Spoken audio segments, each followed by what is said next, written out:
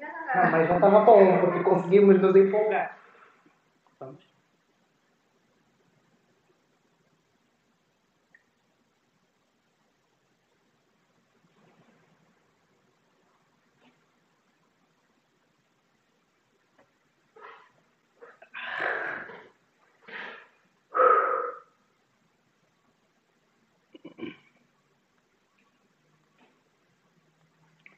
Boa tarde. Bem-vindo ao Ponto a Ponto, o seu programa informativo do Centro de Informação sobre Coronavírus. Para quem está do outro lado nos acompanhando, saiba que hoje temos duas convidadas, duas futuras médicas, Teresa Teixeira e a Catarina David. Para ti que estás aí do outro lado, o que é a asma? Você consegue identificar um pouco para perceber a diferença entre a asma e as outras doenças respiratórias? Se não sabes essas respostas e muitas outras, eu aconselho a estar aí do outro lado, a fim de que possa, junto das minhas convidadas, compreender um pouquinho mais sobre a asma. E para que você não acompanhe sozinho, eu convido a partilhares o link, a partilhares esse vídeo com mais pessoas, para que todos nós, se estivermos todos informados, então possamos estar mais educados, a fim de que possamos tomar as melhores decisões em questões de saúde. Eu vou começar pela Catarina. Catarina, boa tarde. Boa tarde. Para si, o que é a asma? Ok. A asma é um síndrome clínico, um síndrome respiratório, que é caracterizado por obstrução das vias aéreas e, além desse componente obstrutivo, nós temos um componente inflamatório. Esse processo inflamatório vai tornar os pacientes asmáticos mais responsivos a diversos alérgenos presentes no meio ambiente e por sua vez, esse processo inflamatório vai levar ao surgimento dos vários sinais e sintomas que são característicos dessa doença. Ok. Teresa, a Catarina falou-nos um pouquinho sobre a asma. Eu acredito que tens um bocadinho mais de subsídio para crescer. Sim, concordo com o conceito dado já pela colega Catarina. Acrescentar, né, conforme já dito, a asma então é uma síndrome caracterizada, né, por essa obstrução das vias aéreas. E o que vem então a ser essas vias aéreas? Vias aéreas nada mais são como condutos, né, que vão permitir a passagem do ar que nós inalamos até os pulmões. Então nós inalamos este ar e por intermédio desses condutos, são como que tubos, né, a traqueia, os brônquios, os bronquíolos, o ar que nós inalamos então chega até aos pulmões. E estes condutos têm um diâmetro apropriado para permitir a passagem de ar. E nos pacientes asmáticos, durante as crises asmáticas, há uma contração da sua parede, uma diminuição do diâmetro que vai dificultar então a passagem do ar. O indivíduo vai ter dificuldade em fazer chegar o ar até os pulmões, dando então um conjunto de sintomas que vão ser abordados. Ok. Quais são as principais causas, Catarina? Quais são as principais causas para que o indivíduo seja asmático? Ok. Naquilo que é a patologia da asma, vão existir diversos fatores que vão estar envolvidos na sua etiologia. É importante entender que a asma é uma doença heterogênea. Quando falamos de doença heterogênea, é aquela doença que tem vários fatores envolvidos para o seu surgimento. E na asma não difere muito. A asma tem uma interrelação ou ocorre uma interrelação de fatores genéticos e fatores ambientais.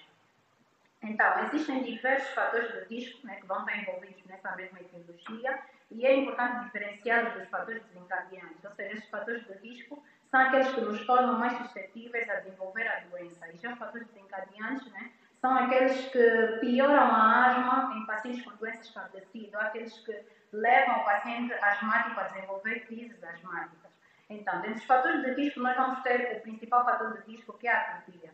Então, o que é a atopia, internautas? É importante entendermos que a atopia é um termo médico que se utiliza para descrever aqueles pacientes que são bastante suscetíveis a desenvolver reações de hipersensibilidade do tipo 1, ou seja, reações alérgicas.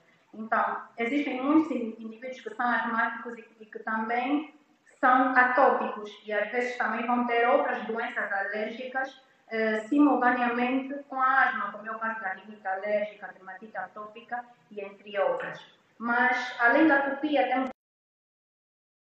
indivíduos que são predispostos geneticamente a desenvolver asma e tem-se vindo a estudar se esses indivíduos estão predispostos geneticamente à atopia ou se estão predispostos geneticamente à asma, é algo que tem-se vindo a estudar.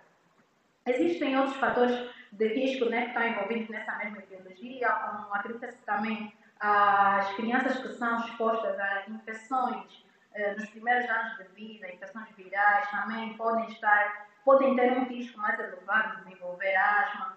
Algumas teorias até relacionadas com alimentação, dietas deficientes de antioxidantes como a vitamina A, a vitamina C, o magnésio, entre outros, ou dietas ricas em sódio, podem tornar os pacientes mais suscetíveis à asma.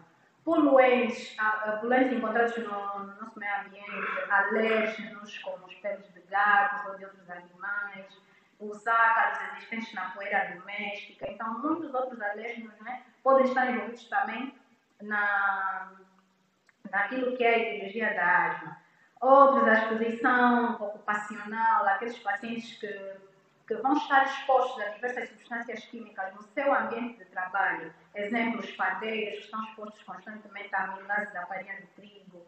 Por exemplo, os trabalhadores da limpeza que estão expostos aos aerossóis que são libertados dos produtos de limpeza. Então, são diversos fatores que podem tornar o indivíduo suscetível a desenvolver a doença.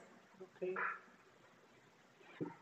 Essa era a novidade. Eu não sabia que no nosso local de serviço nós podíamos ser propensos a contrair a asma. E, doutora, algo me ressaltou aqui, que é a questão alimentar, que uma alimentação fraca em vitamina A, vitamina C, torna o indivíduo suscetível a desenvolver a asma e outras patologias do foro respiratório. Sim, realmente. Quanto às outras patologias do foro respiratório, nós sabemos que as vitaminas, vitamina A, C, D, elas são potencializadoras do nosso sistema imunológico, ou seja, então o consumo de vitaminas, por norma, faz com que o nosso sistema imunológico seja mais propenso a lutar contra as infecções do foro respiratório e não só. No que toca à asma, sim, há literaturas que defendem que indivíduos que têm alimentação pobre nessas vitaminas podem sim estar mais propensos a desenvolver as crises asmáticas. E quais são os principais sintomas da asma?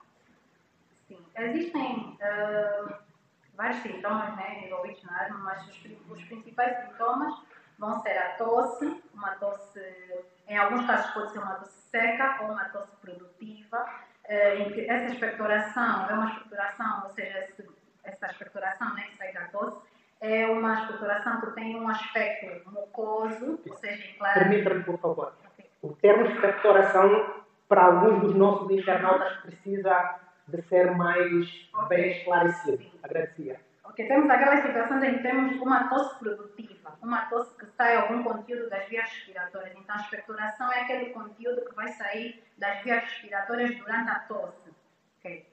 Que comumente chamam de catarro, mas em termos médicos nós chamamos de expectoração.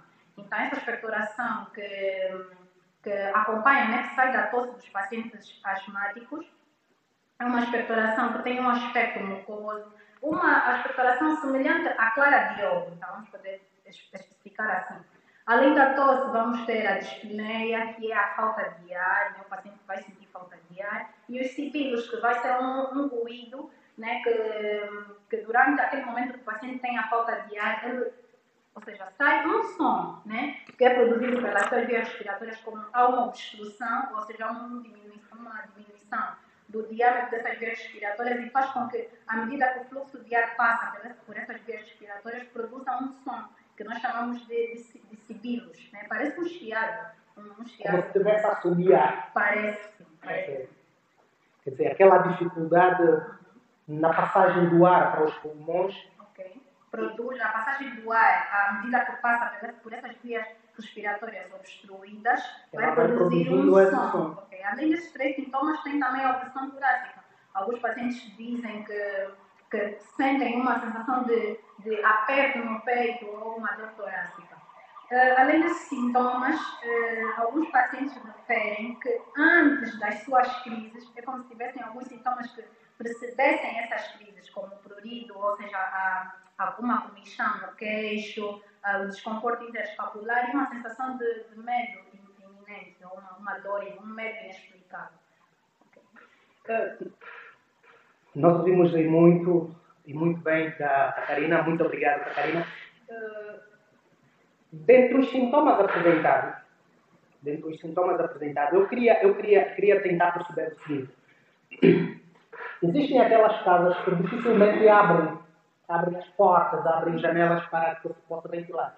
Será que o ambiente não pode ser um meio de transmissão, possível contágio da asma? Pode sim. Conforme já dito anteriormente pela Catarina, a asma é uma doença heterogênea. Portanto, a asma vai resultar da interação de fatores genéticos e fatores também ambientais. O ambiente, né, das nossas casas pode sim tornar-se um fator de risco para pacientes que têm já a predisposição de desenvolver crises asmáticas. Portanto, uma casa que costuma com pouco arejamento, uma casa que tem com muito acúmulo de poeira nas cortinas, nos tapetes, uma casa com animais domésticos, cães, gatos, pode sim tornar-se um fator de risco para pacientes que têm já essa predisposição. Então, há essa interação de fatores genéticos ambientais. Portanto, eu, uma paciente que não sou asmática, ainda não tenho essa predisposição, numa casa com pouco arejamento, com poeira, por norma não terei a crise asmática, mas se o meu filho, porventura, já tiver essa predisposição, diante destes fatores de risco, estes fatores encadeantes, as poeiras, o pelo dos animais, pode sim desenvolver a crise asmática. Eu queria que falasse um pouquinho mais sobre isso, porque muitos dos nossos internautas têm filhos menores de idade e com certeza sentem-se preocupados. Agora que falou sobre o pelo dos animais, esses pelos são portadores, é como se fosse um vírus, tivesse um vírus nele, uma bactéria, alguma coisa que cria, nesse caso, a asma, ou traz a asma para os nossos internautas também conseguirem perceber? Não é como uma bactéria, um vírus como tal. Normalmente, os pelos dos animais, dos cães, dos gatos, eles acumulam um componente, nós chamamos de proteínas com atividade de protease. É um componente, né, que fica normalmente acumulado nesses pelos dos animais, nas cortinas, na poeira, e esse componente, né, quando entra em contato com o indivíduo que já tem tendência a ter a crise asmática, esse componente é que vai então levar a ele a desenvolver a crise asmática. Não é uma bactéria, não é um microorganismo, é uma substância que fica acumulada nesses pelos, nas cortinas, e pode levar o indivíduo a desenvolver a crise. Então, nesse caso, Catarina, há toda uma necessidade de mantermos não só higienizar a nossa casa, mas também os nossos animais. Sim, porque, como a Teresa já disse, né, os animais, ou seja, os pelos dos animais, os diversos móveis que nós temos em casa, principalmente os tapetes, aqueles que podem, de certa forma, acumular a poeira, né, podem ser vão ser, né, ou seja, podem acumular a poeira e dessa forma acumular esses alérgenos e fazer com que esses indivíduos que já têm essa predisposição genética para que tenham mais crises asmáticas. Então, a limpeza das nossas casas, a higiene, também a limpeza, como disse, dos nossos animais é bastante importante. Se bem me lembro dos sintomas que nos foi aqui apresentado da asma, um deles é a dificuldade respiratória, né, tosse seca, e são sintomas similares à Covid-19. Parece que quase tudo nos últimos dias está a apontar para a Covid-19. Como é que nós podemos identificar ou diferenciar entre uma crise asmática e uma crise de Covid-19? É importante, né? Essa pergunta é importante porque os sintomas são similares e muitas das vezes podemos ver um indivíduo com esses sintomas na rua, podemos ficar assustados e pensar que logo na Covid-19, visto diante da situação que estamos a viver. Mas os médicos, né, em si, diante de um paciente com esses sintomas, é importante ter em conta a história clínica desse paciente. Porque a história, ou seja, o desenvolvimento dessas doenças é diferente. Podem ter sintomas similares, mas a história clínica é diferente. Os pacientes asmáticos muitas das vezes vão referir que já têm esses sintomas desde a infância ou adquiriram esses sintomas basicamente a um determinado tempo. Como eu falei anteriormente em relação à atopia, são pacientes que muitas das vezes vão ter outras doenças alérgicas envolvidas. Esse paciente pode, de certa forma, dizer que eu tenho rinite alérgica, eu tenho dermatite atópica. O médico, consoante a história que o paciente vai contar, consoante a história clínica desse paciente, os diversos sinais e sintomas, consoante a pesquisa no exame físico, a avaliação desse paciente, vai conseguir fazer o diagnóstico diferencial das duas patologias. Ok. Doutor, a asma, ela tem cura? Até antes mesmo de falarmos um bocadinho sobre a cura dela, eu gostaria de tentar perceber o seguinte. Eu não sou asmático. Se eu viver com alguém asmático que sofre e quando em vez apresenta as crises asmáticas, não é? Ele vai ter aquelas dificuldades. Eu posso também estar contaminado ou ser contaminado por viver com alguém com asma? Não há essa possibilidade, porque estamos sempre a referir a asma uma doença heterogênea, portanto, interação entre fatores genéticos e ambientais.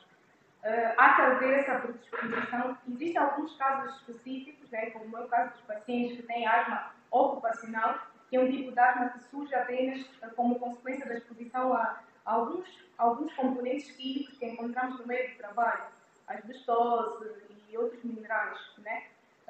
Também tem o caso de pacientes que fazem alergia, por exemplo, à aspirina, que é o ácido salicílico. Também são casos excepcionais de asma. Mas, por norma, há que haver essa interação entre os genes e o meio ambiente.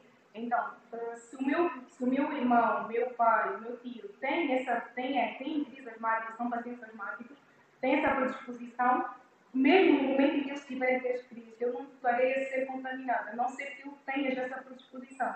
Então, não há essa possibilidade de contágio entre um paciente asmático e um paciente não asmático. Então, não podemos dizer que a asma não é uma doença bacteriológica, nesse caso? Não, é uma doença causada basicamente por uma inflamação e questões quer dizer, não é uma questão bacteriológica. Bacteriológica estaremos a falar, por exemplo, viral, no caso estaremos a falar, por exemplo, de Covid.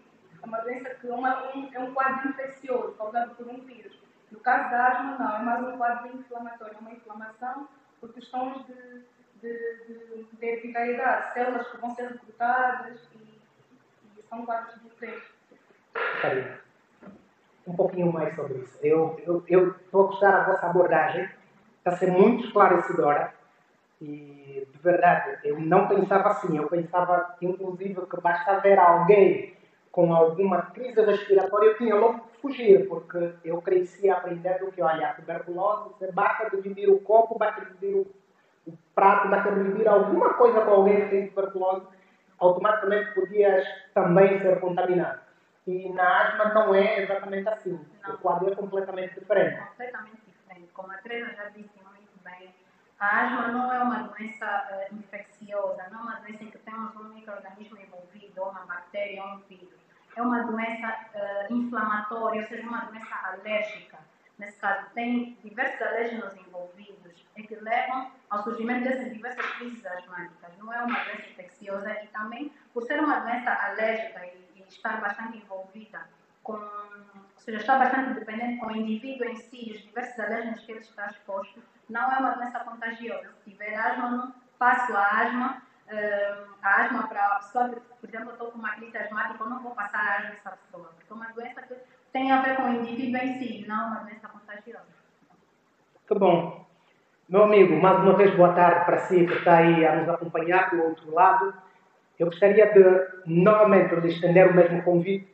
Compartilhe com os seus amigos, compartilhe com quem você acha que precisa saber um pouquinho mais sobre essa crise asmática e sobre as dificuldades respiratórias que a asma traz.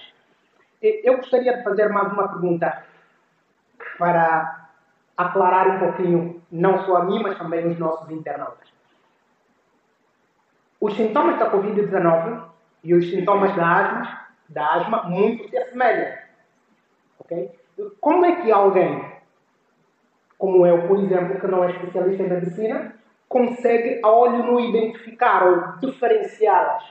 Como é que eu consigo olhar para alguém e dizer, não, este não aparenta ter Covid-19? Porque nos últimos dias vimos pessoas, basta ver alguém tossir, afastamos, exatamente, nos mantemos o mais longe possível, porque queremos manter o distanciamento social com a doença. Então, gostaria que nos pudessem aclarar aqui como é que a gente consegue identificar para que, no caso de virmos alguém estendido na rua, pudermos prestar socorro. É um pouco difícil, vou dizer mesmo que é um pouco difícil, né? Pessoas que não entendem muito da matéria, não estão envolvidos muito com a medicina, conseguirem diferenciar, porque os sintomas são mesmo muito similares. Um paciente com Covid-19 já em uma forma de apresentação muito grave vai ter crises, né, de dispneia ou crises de falta de ar. Então, o indivíduo que não entende muito da matéria vai ser um pouco difícil conseguir diferenciar a asma assim a olho nu. E não existem algumas técnicas, né, que nós podemos aqui dizer que, ok, esse indivíduo tem crise asmática, esse indivíduo tem Covid-19. Mas alguns, por exemplo, um indivíduo asmático que tiver até uma crise, esses indivíduos andam sempre com as chamadas bombas, né, que ajudam a aliviar os sintomas. Esse indivíduo, se tiver a passar por essa crise asmática, ele, apesar de estar com a falta de ar, vai conseguir sempre dizer que não, eu tenho asma, não é algo de Covid-19. Mas, para quem quiser, né, prestar socorro, é bom sempre termos em conta as medidas de prevenção. Uma pessoa que vai estar sempre a usar a máscara após prestar o socorro a essa pessoa, se utiliza sempre o álcool gel, porque não existem mesmo muitas técnicas que podemos dizer que podemos diferenciar dessa forma. Então, nesse caso, é necessário um exame clínico ou laboratorial para se detectar a asma, né?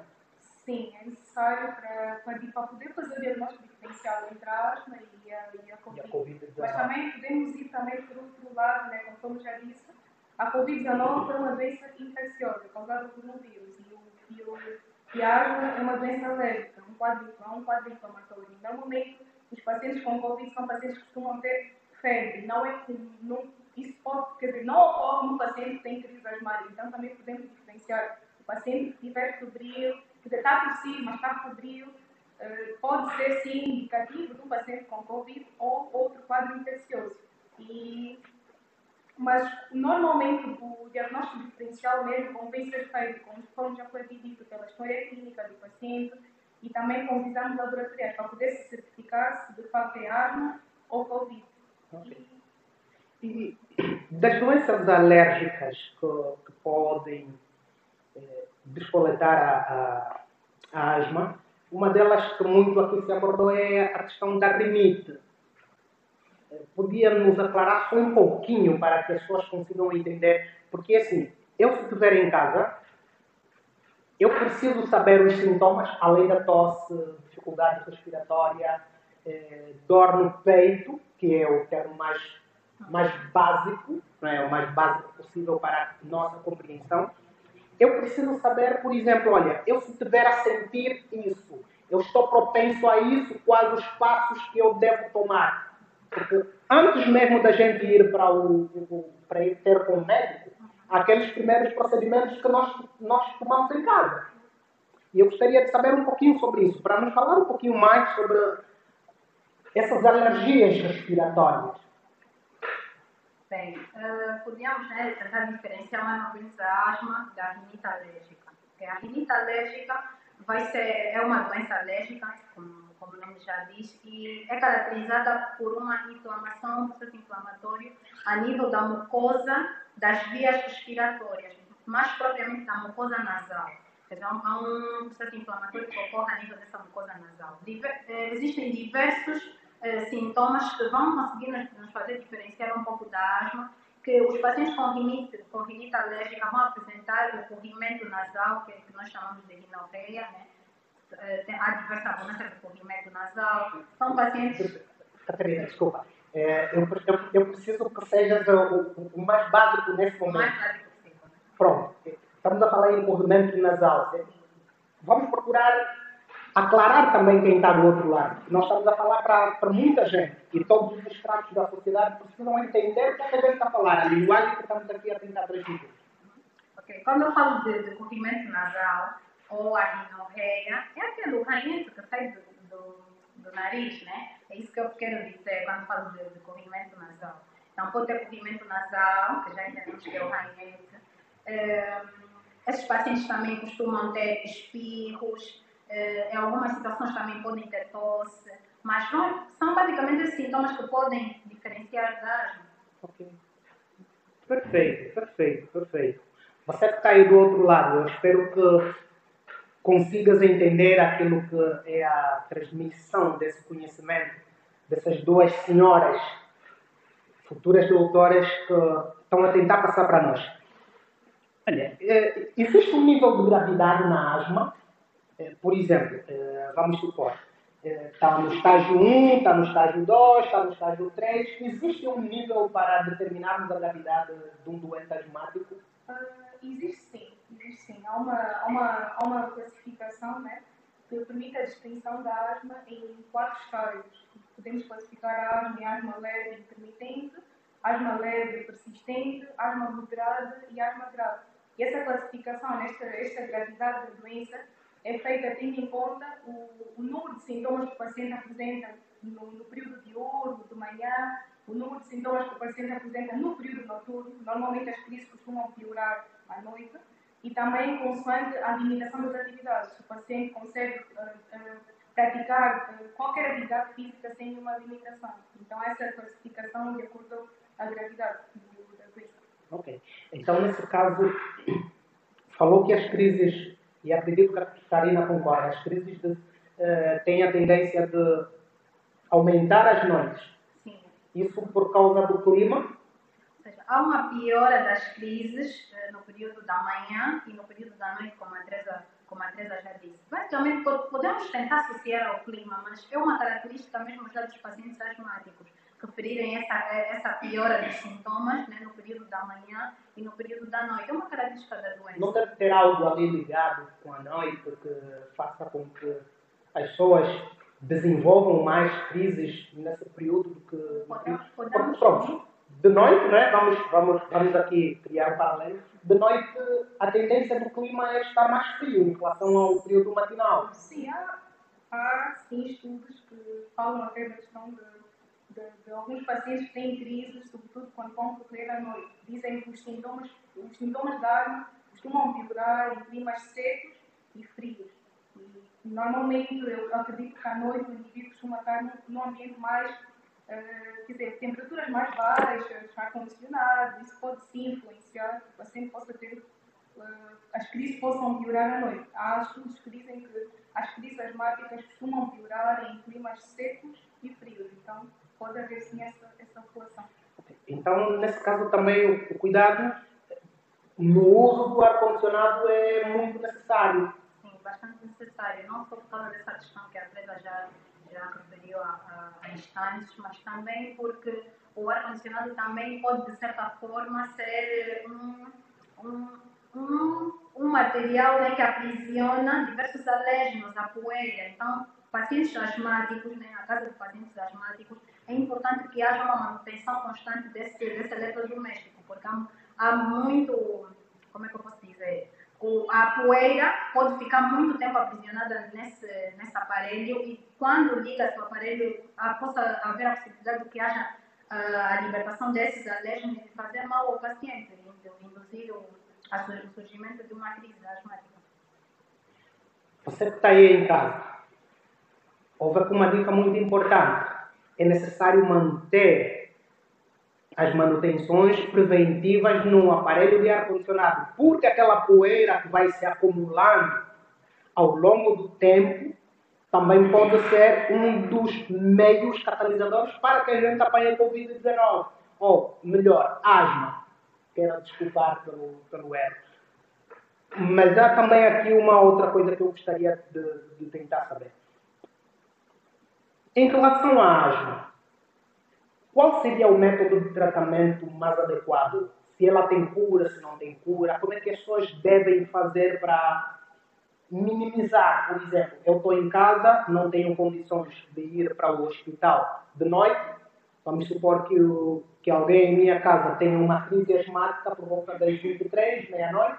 E eu não tenho como levá-lo para o hospital àquela hora. O que é que eu deveria fazer? Bem, antes de mais, o recomendado para todos os pacientes asmáticos, todos os pais, todos nós que temos conhecidos, né, pacientes asmáticos, é recomendar que estes pacientes dirijam-se ao hospital e tenham um acompanhamento médico, porque é imprescindível que estes pacientes tenham acompanhamento médico regular e cumpram com a medicação.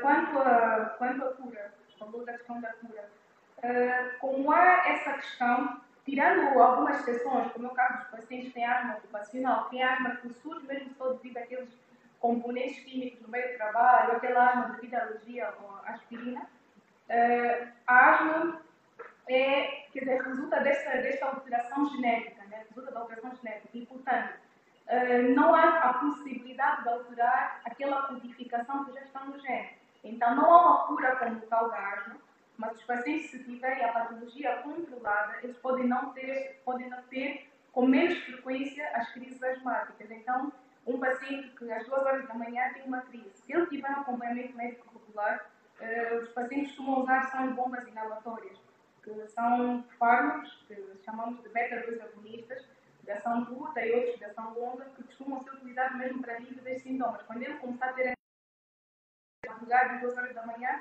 ele usa a bomba inalatória e consegue ter uma melhoria do quadro. Mas é importante que ele tenha acompanhamento médico, porque há pacientes que não sabem usar as bombas inalatórias e depois não vão ter, porque por não estar a utilizar corretamente, o medicamento não vai fazer efeito. Então é importante ter acompanhamento médico regular. Ok. Eu sou um asmático e, na verdade, não sei. Na verdade, não sei. E eu vou ter essa primeira crise à noite, vou ter essa dificuldade respiratória. O que é que eu devo fazer? Como é que eu devo proceder? Claro, além de me dirigir primeiro para a unidade hospitalar, para os primeiros atendimentos, mas não há algo que eu deva fazer ou que eu consiga fazer em casa? Bem, é basicamente mesmo o que a Teresa esteve a explicar, que quando um paciente já é diagnosticado com asma, ele recebe orientação do médico, né, antes de ir para casa, porque a asma é uma doença que tem mesmo crises. Então, o médico já tem essa preocupação e orienta esse mesmo paciente de que forma é que deve abordar. Então, diante de uma situação, né, à noite, em que o paciente começa a ter uma crise, tem sempre esses fármacos ao seu dispor, mesmo em estado de evidência, porque já vai ser algo que vai ser mesmo de certeza, sem sombra de dúvidas, orientado pelo médico. Então, o paciente vai abrir mão, ou seja, vai ter em conta esses fármacos que tem, vai ter melhoria desses sintomas, porque esses fármacos, né, que são os broncodilatadores, como a Teresa fez mesmo a dizer, são fármacos que vão dar alívio desses sintomas, vão dar um alívio desses sintomas da falta de ar, vai ocorrer uma dilatação dessas vias aéreas que vão estar um pouco mais estreitadas, né?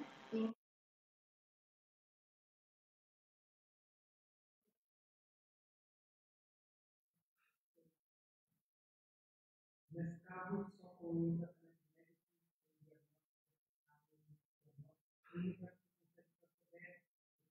faz ou se deve fazer. Relacionado à Covid-19, o que nenhuma vai dizer que há uma relação entre a asma, a Covid-19, a questão de doenças de fôlego respiratório e a uma necessidade de tomar cuidado quando se está tratando de doenças de fôlego respiratório. Há uma relação, uma estreita relação entre a asma e a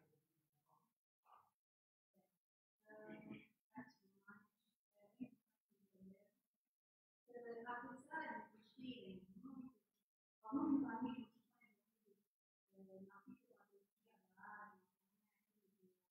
da queda da barreira,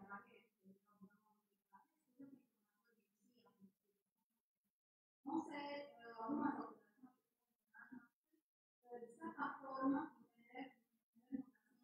teoricamente, são alguns fatores que podem tornar o indivíduo mais predisposto, mais suscetível a desenvolver infecções virais ou infecções do trato respiratório. Mas, pelo que tem se visto observar, desde dezembro até hoje, não parece ter uma grande relação entre uma grande relação entre a asma e a Covid-19.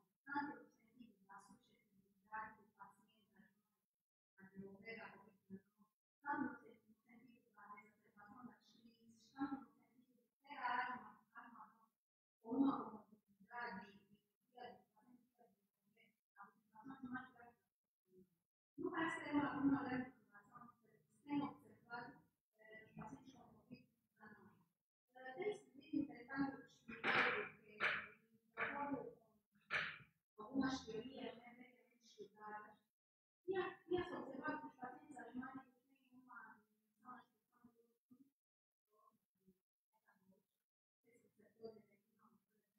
está mais diminuído que os pacientes asmáticos. Vamos tentar esclarecer. Esse receptor é o receptor em que o SARS-CoV-2 se liga para entrar na célula e talvez começar a se replicar.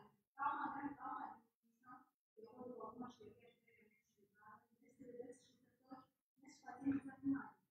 Isso basicamente surge na tentativa de explicar por que não há essa grande relação. Podemos dizer que esse paciente é asmático, já tem uma doença do foro respiratório, porque seria mais provável que ele tivesse uma grande observação das secreções asmáticas, teria uma grande sensibilidade a ter Covid-19, sendo que ele é asmático. Mas se você observar o comportamento do vírus até agora, não é isso que se tem observado. Tanto é que quando o organismo as principais comorbidades que muitos pacientes podem ter com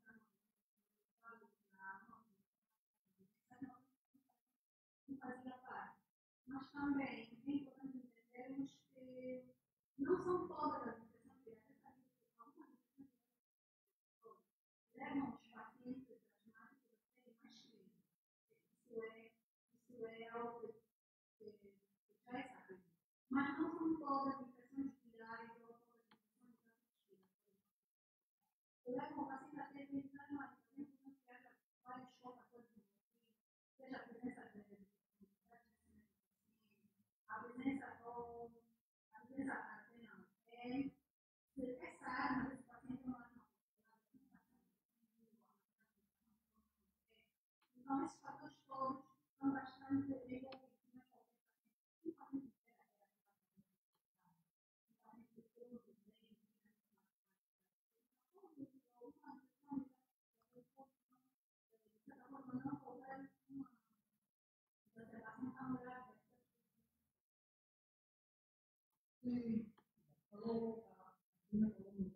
uma célula onde o SARS-CoV-2 tem agora um receptor que o SARS-CoV-2 utiliza para expandir o organismo e ter reprodução indireta. Os pacientes asmáticos têm limitação desse receptor, não é?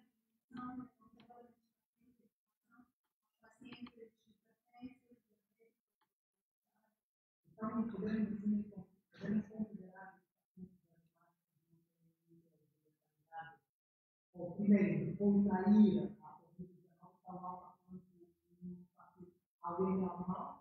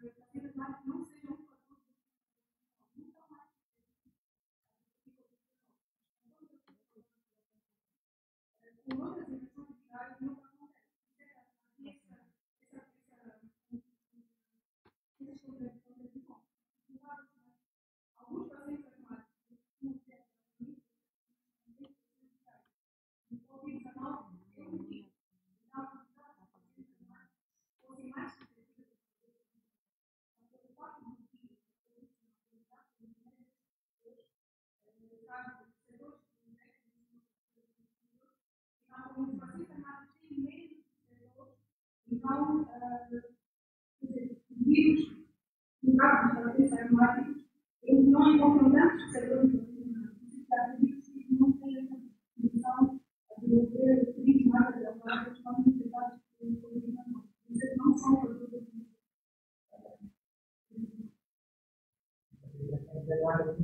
Eu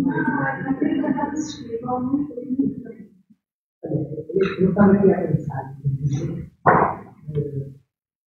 eu em princípio pensava que todo paciente com problemas de asma, de forma respiratória, possa o mais frequente, primeiro, acompanhar a Covid-19 e segundo, ter um índice de letalidade maior em relação aos outros. Então, isso é um tempo a tentar. Segundo os números falam muito sim. Muitos números não é normalmente a letalidade de pacientes asmáticos são empregados por Covid-19. Os pacientes asmáticos empregados por Covid-19 têm a mesma probabilidade de vir a fazer um paciente não asmático. São muitos números, não há muita diferença. Mas, por exemplo, se o paciente não tiver incentivo para o paciente asmático, tem acompanhamento médico popular, prefere atuar no fundo popular. Porque, como ainda diz, a asma tem uma classificação para a atividade da mulher, independente, a imunidade e a atividade. Então, se o paciente não tiver sua asma popular, o paciente pode sim vir a ser pode sim desenvolver um quadro grave quando integrado com Covid-19. Na exceção, o paciente tem a sua asma popular. E também, como se o paciente tiver uma comorbidade, o paciente é asmático, é empregado de Covid-19, não tem asma particular e ainda tem uma outra patologia, por exemplo, tem diabetes, tem hipertensão, tem tuberculose, tem um câncer, são doenças muito no sistema imunológico, ele pode sim desenvolver um quadro grave quando empregado de Covid-19. Não tem que ter asma particular, então tem uma grande probabilidade de vir a fazer uma eu posso, é possível alguém ter asma e não saber que tem asma? Há essa probabilidade? É um pouco difícil, porque geralmente existem algumas situações de pacientes já são expostos à asma, também o seu gênero é identificado da asma, através dos sintomas, na fase adulta, mas no paciente já geneticamente está disposto à asma. Mas quando você tem a doença estabelecida, é porque já houve algumas crises, já tem asmático. Então, é muito difícil um paciente asmático não saber que tem asma, porque a asma, sua pele, principalmente atenção pelas crises asmáticas, pelos sintomas. Mas existem algumas situações que o paciente pode desenvolver a asma na fase adulta, mas não é uma situação que nós podemos dizer que é só descobrir a asma na fase adulta, mas sim, a distribuição de doenças sociais. Então, podemos dizer que há aquelas crianças que têm asma, os pais não prestaram atenção. A terceira ponto. Podemos dizer que ela já está geneticamente predisposta à asma. Não que tenha a doença em si, por sua vez já está modificada, porque tem que ser que haja o surgimento dos sintomas, o surgimento das crises, para a gente saber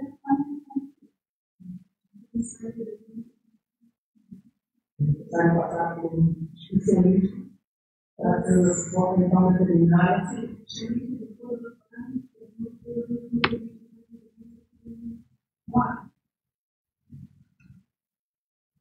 um amigo.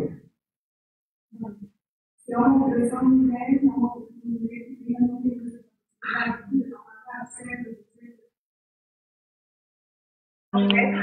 então, podemos dizer que ela não tem cura, mas ela pode tornar-se controlada. Esse controle leva a vida própria? Em algumas situações, sim, porque o objetivo do tratamento é reduzir as crises. Não somente também a sua controlada, faz o uso da terapia e dos medicamentos de forma correta. Vai ter certa forma de saúde, mas na verdade vai ter diminuição do direito das crises, mas é necessário sempre que tenha o medicamento para evitar o problema do tratamento. Estamos aqui a ouvir fortes declarações, coisas de verdade muito impactantes em relação à asma e à relação que ela tem com a Covid-19. Há mais uma coisa que eu gostaria de saber. O paciente com Covid-19 e com um quadro asmático do tipo 3. Neste caso, uma asma moderada. Sim, uma asma moderada. Este paciente já deve ser visto com maior cuidado. Já sim, já deve ser visto com maior cuidado.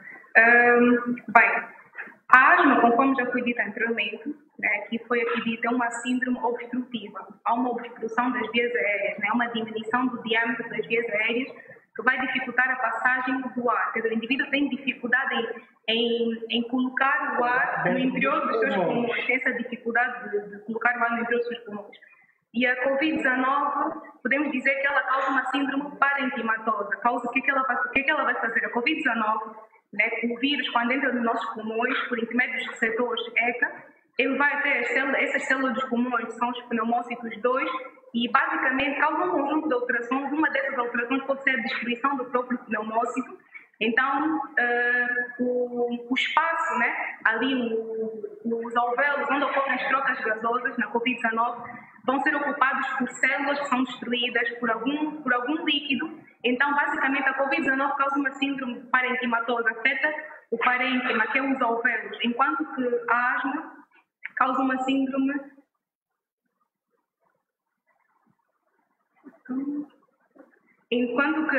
nela vai causar uma síndrome obstrutiva. Então, um paciente com uma asma do tipo 3, que é uma asma moderada, é um paciente que tem muitas crises, que praticamente tem crises asmáticas todos os dias. Posso parar? Não podes continuar. Ok. Não, por favor. Sim, um paciente que tem asma moderada, um paciente que tem crises asmáticas todos os dias, e provavelmente esse paciente, se não tiver um quadro controlado, se for infectado por Covid-19, pode sim vir a desenvolver um quadro mais agravado. Provavelmente tem uma asma moderada, quer dizer que a capacidade de nós dilatarmos aquele brônquio, o brônquio sofreu uma constrição. Então, a capacidade de nós dilatarmos aquele brônquio já está diminuída, provavelmente já está a haver um processo crônico. Então, se ele já tem as vias obstruídas e depois é infectado pelo Covid-19, que causa uma síndrome parenquimatosa, ou seja, está a destruir ali o local onde há as trocas gasosas. Então, esse paciente pode sim vir a desenvolver um quadro grave quando infectado por Covid-19. Catarina, permita-me a pergunta. O nível de asma, falamos aqui em 4 níveis, não é?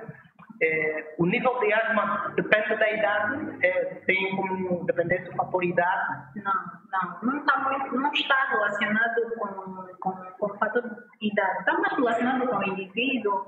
Não tem uma relação específica com a idade do indivíduo. Qualquer indivíduo, mesmo uma criança, pode ter uma asma grave. Um indivíduo adulto pode ter uma asma mais leve. Não existe uma relação com a idade. Então, esta relação é em função do tempo e os cuidados clínicos que o indivíduo, desde o momento em que se dá conta da doença, vai tendo. Basicamente, nós podemos diferenciar essa asma tendo em conta os critérios, a frequência dos sintomas, né, dos sintomas, e também a alteração, alguns parâmetros que nós observamos no diagnóstico da asma, na espirometria, a alteração da função pulmonar, a frequência dos sintomas e a limitação da atividade desse mesmo paciente. Se é um paciente que não tem muita limitação nas suas atividades diárias, consegue executar as suas atividades diárias de forma normal, vamos classificar como uma asma leve, tendo em conta outras características. E um paciente asmático pode exercer atividades físicas, visto que ele tem essa dificuldade respiratória? Pode sim exercer atividades físicas. Normalmente, pacientes asmáticos recomenda-se que antes da prática do exercício físico, né, ele tome a medicação, que é para evitar que se desenvolva a crise asmática, porque sabe-se que o exercício físico pode causar uma crise asmática. Então, recomenda-se que o paciente asmático, antes de começar a prática da atividade, ele tome o broncodilatador, associado muitas das vezes também a anti-inflamatórios. Nesse caso, o único medicamento adequado para quem pretenda fazer exercícios físicos é aquela bomba, não é? Como se diz na gíria. Aquela bombinha, que é o broncodilatador. Broncodilatador. Não só o broncodilatador. Para o tratamento da asma, existem 2 grupos de fármacos. Os broncodilatadores e os profiláticos. Os profiláticos têm, conforme já foi dito aqui né, anteriormente, na asma há uma inflamação. Na asma há uma inflamação. Então, os profiláticos têm o objetivo de impedir o desenvolvimento desta inflamação. Então, faz-se uma associação entre os broncodilatadores e os profiláticos, nesse caso, são os anti-inflamatórios, que são os corticosteroides orais ou sistêmicos, dependendo da prescrição médica. Tem aqui algumas perguntas dos nossos internautas. O João Paulo diz o seguinte: o meu filho tem sintoma asmático e está com 2 anos de idade, acompanhando o tratamento para asma. Com que idade poderá ele ficar curado? Pode dizer. Essa é a pergunta do nosso internauta João Paulo. Bem, nós já dissemos aqui anteriormente, a asma é uma doença heterogénea, é uma doença que envolve alterações nos genes. Então, o indivíduo nunca ficará curado a 100% da doença. Nesse caso, o seu filho nunca ficará curado a 100% da doença, mas terá um quadro controlado. Se tomar a medicação conforme estabelecido pelo médico, frequentemente, regularmente, antes da prática das atividades físicas, se mantiver sempre o ambiente de casa, né, limpo, limpar frequentemente as cortinas, os tapetes, o indivíduo pode passar a ter uma asma controlada. O número de crises diminui. Por exemplo, só para ter noção, o indivíduo que tem uma asma leve, intermitente, uma asma, posso assim dizer, controlada, pode não ter crises numa semana. Então, se o seu filho tiver a tomar a medicação regularmente, se mantiver sempre a limpeza domiciliar, pode sim passar a ter ou não ter crise asmática, vai ter um quadro controlado das crises. Senhor João Paulo, eu acredito que tu não és o único que tem essa inquietação. Mas fica aí do outro lado que ainda há perguntas dos nossos internautas por responder. O senhor bem-vindo, Inácio, ele pergunta o seguinte: é possível um adulto asmático ficar curado acompanhando um tratamento ou medicação adequada, Catarina? Bem, essa pergunta, né, senhor bem-vindo, Inácio, não difere muito da questão do senhor João Paulo e quanto àquilo que a Teresa já explicou, que os pacientes asmáticos, né, com exceção daqueles pacientes que têm asma ocupacional, que é aquela asma que está mais relacionada com a exposição a diversos alérgenos ou diversas substâncias químicas no ambiente de trabalho, e que muitas das vezes esses pacientes vão apresentar melhora dos sintomas nos feriados e também nos finais de semana, com exceção esses pacientes, se forem retirados esses alérgenos, se deixar de estar exposto a essas substâncias, pode sim melhorar a sua asma e não voltar mais a ter crises asmáticas, porque essas crises asmáticas estavam a ser desencadeadas por essas substâncias químicas que ele estava a ser exposto no seu local de trabalho. Mas, tocando a outro assunto, né, que são os pacientes asmáticos que têm uma predisposição genética, esse paciente não vai ter a cura da sua asma, vai ter uma asma controlada, tal como a Teresa já disse, que vai haver uma redução do surgimento das suas crises, vai haver maior controle dos seus sintomas e haver uma pouca limitação das suas atividades diárias, que lá no fundo é mesmo esse o objetivo do tratamento da asma, melhorar a qualidade de vida do paciente e diminuir o surgimento das crises. Olha, a dona Ana Cristina pergunta o seguinte: o que se recomenda para essa fase de frio para as crianças propensas à asma? É como se a pergunta dela já conhecesse alguém com uma propensão a contrair a asma. O que é que se recomenda nesse período de frio? Bem, o frio pode sim ser um fator precipitante das crises asmáticas. Um paciente que já foi diagnosticado com asma, em ambientes muito frios, pode desenvolver as crises asmáticas. Então, os cuidados a ter com as crianças nessa altura é evitar agasalhá-los ao máximo, evitar que estejam expostos ao ar-condicionado, também pela questão do ar-condicionado pode sim acumular poeira, isso pode piorar o quadro do seu filho. Então, agasalhar as crianças ao máximo, evitar que fiquem muito expostas na rua ao frio, porque tem estado muito frio ultimamente, e é o que podemos fazer, né? Ok. Olha, o Mauro fez a seguinte pergunta: como conhecer um possível caso de asma? Como conhecer um possível caso de asma? Vamos supor que estamos aqui nós os três no estúdio conversando e que um de nós pode ser propenso. Como é que eu consigo conhecer? Bem, basicamente, tendo em conta aos sinais e sintomas que essa pessoa apresenta, se é um indivíduo que constantemente tem tido as chamadas crises asmáticas, em que observa-se falta de ar, ele reclama de tosse, uma tosse que tem expectoração, né, que sai aquele produto, né, à medida que o paciente tossir, vai sair também um produto das vias aéreas, é uma expectoração que tem assim um aspecto mucoso, parecido com clara de ovo. É um paciente que tem os chamados sibilos, né, que, como já explicamos anteriormente, é um fluido produzido pelas vias aéreas, à medida que o ar passa por essas vias aéreas estreitadas, né, vai produzir um chiado, como se fosse um assobio.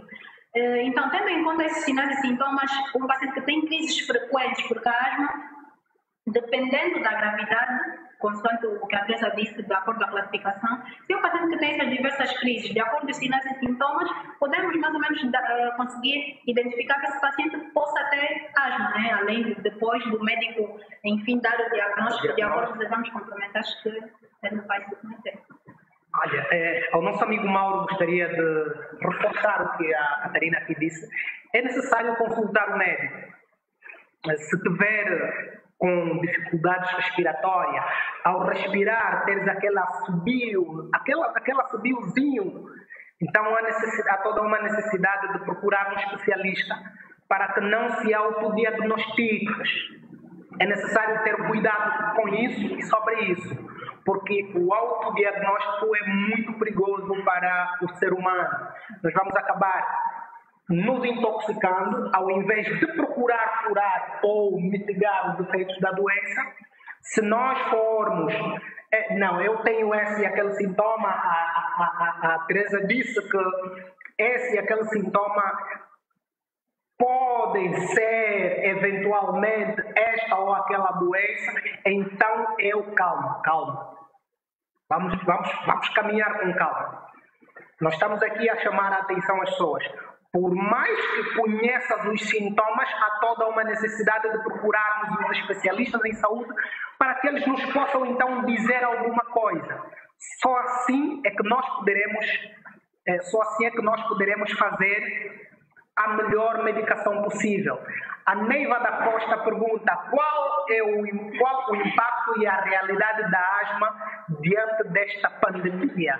Eu não sei quem gostaria de entre vós começar por responder, pode ser a Catarina, pode ser a Teresa, quem gostaria de responder à primeira pergunta de mais uma nossa internauta? Sim, bem, qual é o impacto da asma diante desta pandemia?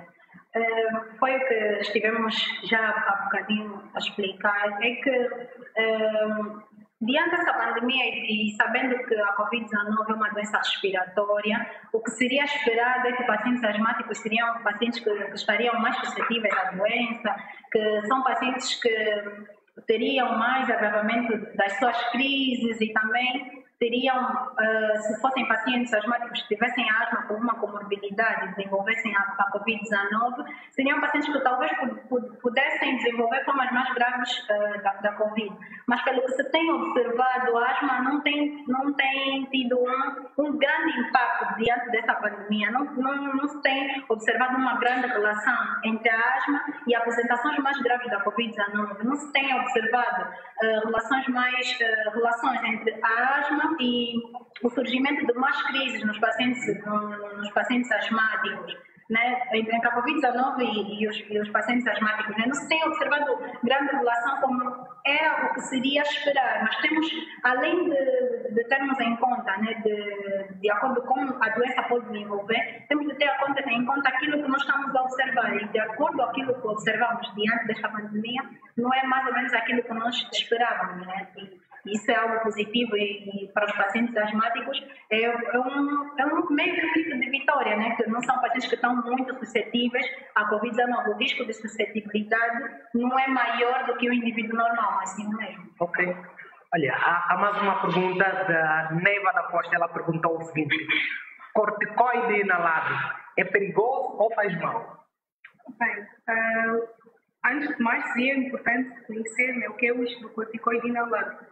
Conforme nós dissemos anteriormente, para a asma nós temos dois grupos farmacológicos, né, para tratarmos o quadro do paciente asmático, os broncodilatadores e os profiláticos. Os profiláticos servem para impedir que o paciente desenvolva a inflamação. E dentro destes profiláticos nós vamos encontrar o grupo dos corticoides, que é um grupo de anti-inflamatórios. E pode ser pela via inalatória, né? Ou então pela via sistêmica, que é pelas injeções, pela via intravenosa. O corticoide inalatório é perigoso ou faz mal? Temos estado a reforçar sempre a necessidade de um acompanhamento médico. O corticoide inalatório, por norma, bem prescrito, nas doses adequadas, não fará mal ao paciente. Pelo contrário, vai ajudar muito ao paciente, impedindo que ele desenvolva as crises asmáticas, porque vai impedir que se desenvolva o quadro inflamatório. Então, o paciente tomando corticoide, todas aquelas células que são recrutadas, todos aqueles mediadores que são libertados, que causam inflamação, a redução do diâmetro da via aérea, não vai acontecer. Essa via inflamatória é inibida, não vai acontecer. Então, o corticoide, pelo contrário, não é perigoso e não faz mal. Se estiver na dose adequada, ele vai ajudar o paciente a evitar o desenvolvimento da crise asmática.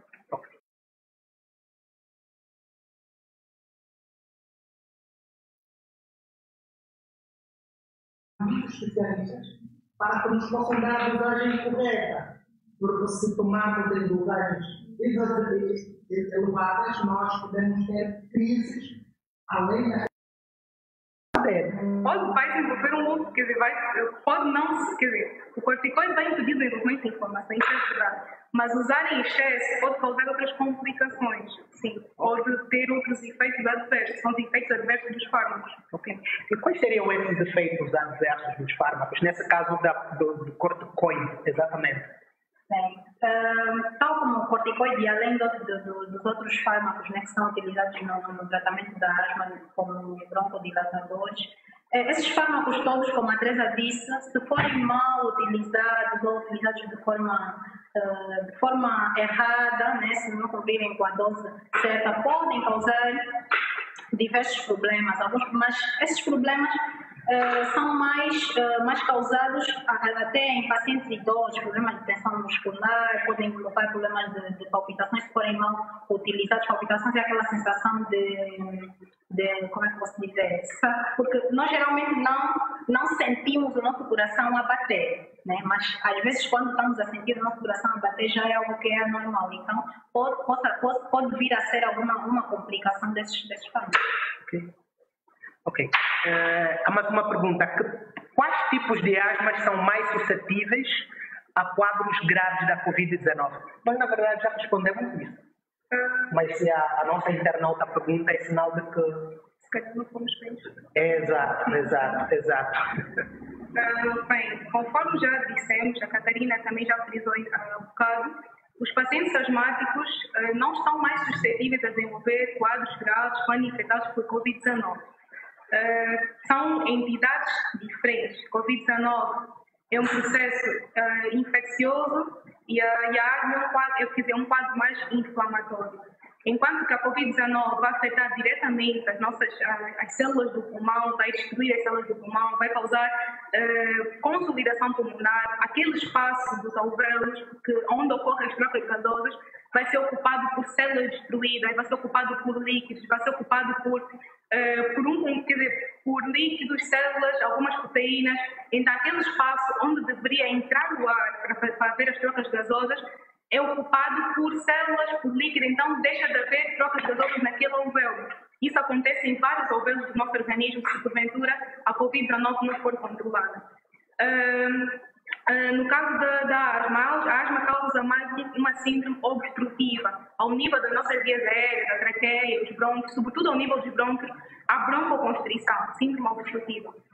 Indo pela fisiopatologia, era esperado que os pacientes asmáticos desenvolvessem quadros mais graves quando infectados por Covid-19, mas os números não mentem, e de acordo com os artigos na China, Inglaterra, Estados Unidos e outros, os números não mentem, os pacientes asmáticos não têm desenvolvido crises, quer dizer, não têm tido mais crises e também não têm desenvolvido quadros graves quando infectados por Covid-19.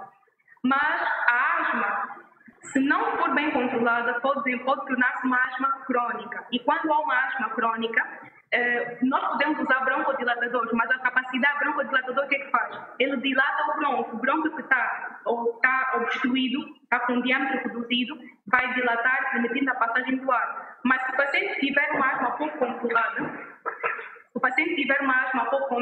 que vai acontecer? Vai desenvolver uma asma crônica. E no caso de asma crônica, os broncodilatadores têm pouco efeito, então não vão permitir essa dilatação do brônquio. Então, respondendo à pergunta da internauta, eu acredito que pacientes com asma crônica, com quadros de asma grave, podem sim desenvolver, estão mais suscetíveis a desenvolver quadros graves de Covid-19, porque o seu brônquio vai estar obstruído, não vamos conseguir dilatar o suficiente e, por sua vez, quando infectados por Covid-19, as suas células respiratórias estarão a ser destruídas. Então, pacientes que têm asma grave estão, sim, acredito, mais suscetíveis a terem os quadros mais graves da doença quando infectados por Covid-19. Ok. Como últimas palavras, eu gostaria de convidar a Catarina a dissesse alguma coisa em relação a esse assunto tão pertinente. Quanto ao que a Teresa já esteve a explicar. Exato, quanto que a Teresa já esteve aqui a explicar foi muito profunda na sua abordagem, mas eu gostaria também de ouvir mais alguma coisa em relação a esse assunto. E como a Teresa esteve a explicar e muito bem, esses processos todos que ocorrem no paciente asmático e também de acordo com a fisiopatologia da Covid-19, são os pacientes com asma grave, né, são pacientes que vão estar mais suscetíveis a desenvolverem formas de apresentação mais grave da Covid-19, mas também só para acrescentar que depende também muito do controle da asma desse mesmo paciente. Se for um paciente que tem asma grave, não é? Que tem a sua asma grave, mas é uma asma controlada, faz o uso adequado da terapêutica, ou faz o controle adequado dos fármacos, tem em conta o seu ambiente, o ambiente domiciliar bem tratado, tem uma boa higiene domiciliar. São pacientes, são alguns métodos que podem, de certa forma, evitar ou diminuir esse risco de contrair ou de ter essa forma de apresentação mais grave da Covid-19. No cômputo geral, recomendações para os nossos internautas. Eu acredito que muitos deles estão felizes por ouvir os nossos conselhos, que na verdade nós reforçamos a necessidade da procura de um especialista. Mas quais seriam as últimas palavras de apreço para os nossos internautas? Bem, primeiramente, os pacientes asmáticos reforçar mais uma vez a necessidade de darem continuidade ao tratamento, não abandonarem o uso das bombas inalatórias e acompanharem mesmo a prescrição do médico. E aqueles pacientes asmáticos que ainda não procuraram por uma ajuda médica, que o façam, sobretudo nessa altura do Covid-19, porque é indispensável que tenha a sua asma controlada. Apesar de não serem um fator de risco, caso o seu quadro não esteja devidamente controlado, podem sim desenvolver quadros graves da Covid-19. E, fugindo um bocadinho do assunto asma, Covid-19, aconselhar a todos os nossos internautas a ficar em casa, deixar um bocadinho as nossas sentadas familiares para mais tarde, porque a Covid-19 mata, ela destrói as células dos nossos pulmões, e se as células dos nossos pulmões estiverem destruídas, nós não vamos conseguir, quer dizer, vamos ter dificuldade respiratória. E se ela destrói as células dos nossos pulmões, aquelas células que estão a ser destruídas vão ser substituídas por outro tecido que não é pulmão. Portanto, é um quadro que é como se fosse uma ferida que vai ali ficar. Então, Covid-19 mata, fiquem por casa e cuidem dos seus familiares. Muito obrigado, Catarina, pela visita. Muito obrigado, Teresa, pela visita. Esperamos tê-los mais vezes falando para os nossos internautas. E para si, nosso caro amigo que nos acompanhou ao longo dessa hora, recomendamos sempre reforçar o que a Teresa já disse. Fique em casa, lave as mãos com água e sabão, desinfete as mãos com álcool em gel. Evite sentadas. 15 minutos de sentada pode ser o maior perigo para nunca mais teres uma sentada familiar. Então, todo cuidado é pouco. Continuem nos seguindo nas nossas páginas do Centro de Informação sobre Coronavírus. A nossa página do Facebook, a nossa página do Instagram, a nossa página do Twitter. Fique ligado e voltamos logo logo.